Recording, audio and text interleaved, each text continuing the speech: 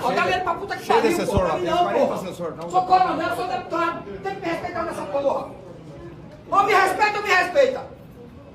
Pô. Pessoal, acho que a gente já pode colocar a cerveja para gelar e comemorar a condenação da Carla Zambelli, tá? Porque na madrugada dessa terça-feira, o STF formou maioria de votos para a condenação aí da pistoleira, tá? Naquela ação penal que acusa de porte ilegal de arma de fogo e constrangimento ilegal. Aquele caso onde ela saiu com uma arma em punho atrás daquele cidadão em São Paulo, tá? O voto que fez com que o STF tivesse a maioria aí para a condenação da pistoleira foi do ministro Dias Toffoli, tá?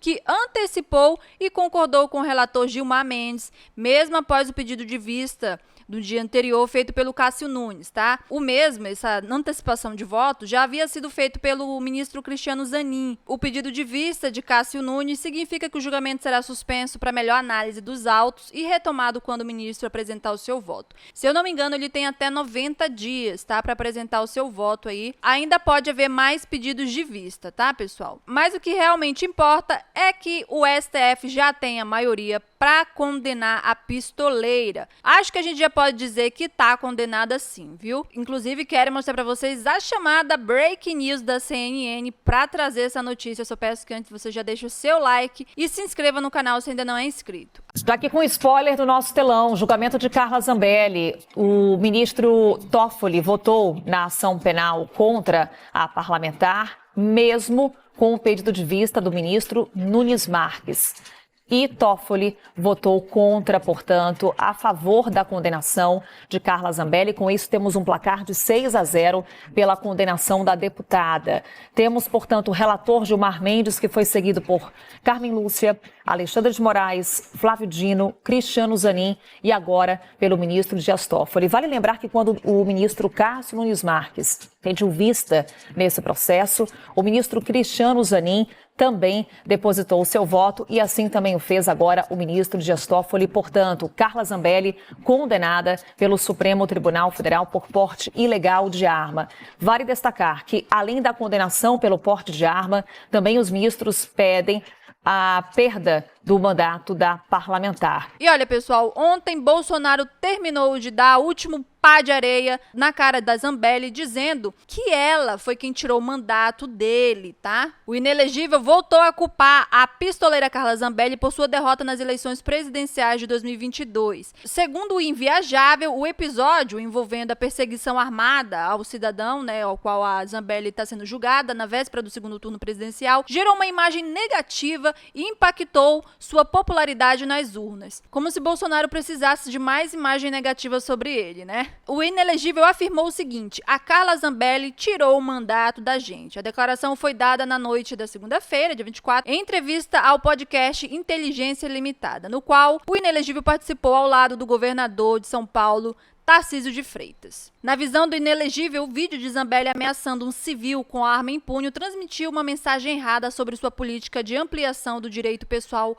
às armas de fogo. Ai, gente, pelo amor de Deus, o Bolsonaro, ele precisa ser estudado, né? Assim, para ser tão cara de pau e tão ridículo, dessa forma ele precisa ser estudado. Como se as falas dele não fossem o suficiente para transmitir mensagens erradas aí, né, sobre a armação da população. Vamos metralhar a petezada seria o quê? Algo leve? É um ridículo mesmo, né? Mas se tratando dessa turma, a gente quer mais é que briguem e que se explodam, né? Vou mostrar aqui pra vocês o momento em que ele afirma que a culpa é da pistoleira. Ajudou. Agora, aquela imagem, da forma que foi usada, a Carla Zambelli perseguindo o cara lá. Aquilo é muito forte. Aquilo. Teve gente, olha, o Bolsonaro defende armamento. Então, o pessoal, foi mesmo que não votou no Lula, anulou o voto. É. A gente perdeu. São Paulo estava bem aqui, né? A gente estava com 20 pontos. Quase 2 milhões, né? Foi E aí o que acontece? A Carla Zambelli tirou o mandato da gente. Ela tirou o mandato da gente. Você perde 5 pontos, quer dizer, a sua diferença cai de 20 para 10 pontos. É. O engraçado é que toda hora é uma versão diferente do motivo dele ter perdido, né? Ou é porque as urnas foram fraudadas, ou é porque a Zambelli correu atrás de um cidadão com arma em punho, ou é porque o STF deu a vitória pro Lula. Ele nunca se decide, né? Colocar a culpa nele mesmo e admitir que ele é um completo incompetente, isso ele não faz, né? Mas vamos lá, hoje começou aí o julgamento né, do inelegível. E vou mostrar aqui para vocês as imagens dele chegando na primeira turma do STF e sentando na primeira fila para ver a sua condenação. E já temos as imagens do ex-presidente Jair Bolsonaro chegando à primeira turma do Supremo Tribunal Federal. Ele chegou acompanhado do seu advogado, Paulo Bueno, imagens que foram feitas dos nossos repórteres aqui de Brasília, Vladimir Neto e Gioconda Brasil, que estão acompanhando a sessão de dentro da primeira turma. Jair Bolsonaro, que chegou a Brasília há menos de uma hora e se dirigiu ao Supremo para ficar, gente, na primeira fileira, ali ao lado do Paulo Bueno, que é um dos seus advogados. Ele também ficou ao lado do advogado de Braga Neto, o Juca, né, José Luiz Oliveira Lima. E a partir daí, então, Bolsonaro vai assistir diretamente da primeira turma se vai virar réu com mais 7 aliados ou não por uma tentativa de golpe. Lembrando que essa informação de que Bolsonaro iria chegar ao Supremo, iria pessoalmente ao Supremo acompanhar o seu julgamento, foi antecipada pela Andréa Sadi. Eu também consegui falar com o deputado Zucco, que foi com quem Bolsonaro chegou em Brasília, pisou em Brasília, ele já estava com o deputado federal Zucco, de quem ele é aliado de primeira hora. Cogitou-se, inclusive, de que Bolsonaro primeiro fosse para a casa de Zucco para assistir, mas depois houve uma mudança e aí Bolsonaro e sua equipe jurídica decidiram assistir o julgamento na primeira turma, direto do Supremo, onde os 5 ministros começam a decisão que vai alinhar, né? Vai, então, determinar se Bolsonaro e mais 7 vão virar réus ou não. Ministro Alexandre de Moraes, segundo auxiliares, fechou o voto dele sobre este caso, que ele está debruçado desde o início, só no final de semana. Passou o final de semana em casa recolhido, escrevendo, redigindo e relendo o voto dele. O voto é longo. E o ministro decidiu fazer um texto, uma espécie de resumo sobre o voto, de novo, que é o juízo de valor dele a respeito das informações trazidas até aqui pela Procuradoria-Geral da República e pelas defesas. Além de finalizar o voto no final de semana, o ministro e os outros integrantes da primeira turma estão debruçados desde o fim da semana passada sobre a questão de segurança. Já havia previsão no Supremo de que Bolsonaro e aliados pudessem comparecer à plateia da sessão. E isso foi precificado. Por isso, hoje, os ministros chegaram ao Supremo com mais ou menos 1 hora de antecedência. Eles estão lá reunidos, os integrantes da primeira turma, a turma que julga se Jair Bolsonaro e seus aliados viram réus, há cerca de 1 hora. A ordem, gente, é bola no chão, sangue frio. Porque, apesar de toda a politização, de parte a parte, o Supremo, que está fora disso, precisa, neste momento, explicar ao Brasil com muita clareza, se existem indícios mínimos de que um ex-presidente da República tramou uma tentativa de golpe no Brasil. E, se sim, por que o Supremo está entendendo dessa forma? Os ministros decidiram supervisionar pessoalmente os trabalhos da segurança, teve até varredura antibomba.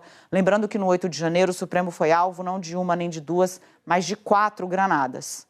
Foi o prédio de longe mais destruído pelos golpistas. Além de supervisionar o trabalho da segurança, que foi reforçado, optaram por essa concentração para segurar um pouco os ânimos, entrarem todos juntos. A ideia era começar a sessão pontualmente às 9h30. Então, 11 minutos atrasados, Leilane. Até aqui reina a expectativa de uma decisão unânime pela aceitação da denúncia. Por quê?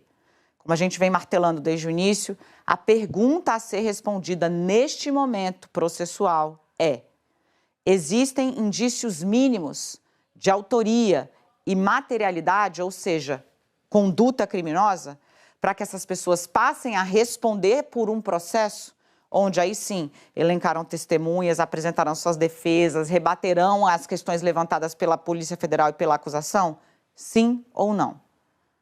A denúncia proposta por Paulo Gonet é avaliada como muito robusta pelos integrantes da primeira turma. E para finalizar, pessoal, você sabia que é possível ganhar dinheiro sem precisar sair de casa? Com a era da internet e o mundo ficando cada vez mais digital, isso agora é totalmente possível. Por isso, quero destacar aqui uma ótima oportunidade de gerar uma renda extra diretamente de casa, usando apenas o seu celular, tá? E não é para ficar milionário e comprar aí Porsche, BMW não, tá? Mas é para fazer uma renda aí boa. Já tem muita gente aí conseguindo ganhar entre 500, 700 e até 3 mil reais por mês com isso. E é claro, quero enfatizar que não é nada ilícito, tá? Não é casa de apostas, nem bets, nada disso. Se você se interessou, é só acessar o link que está na descrição desse vídeo aqui e também no primeiro comentário fixado, tá? E ele vai te levar diretamente para uma conversa com o nosso companheiro Clayson. Lá ele vai te explicar tudo direitinho e tirar todas as suas dúvidas sobre como começar, tá? Então não perde tempo e já clica no link aqui embaixo. Então é isso, pessoal. Fico por aqui. Um grande beijo. Até mais. Fui!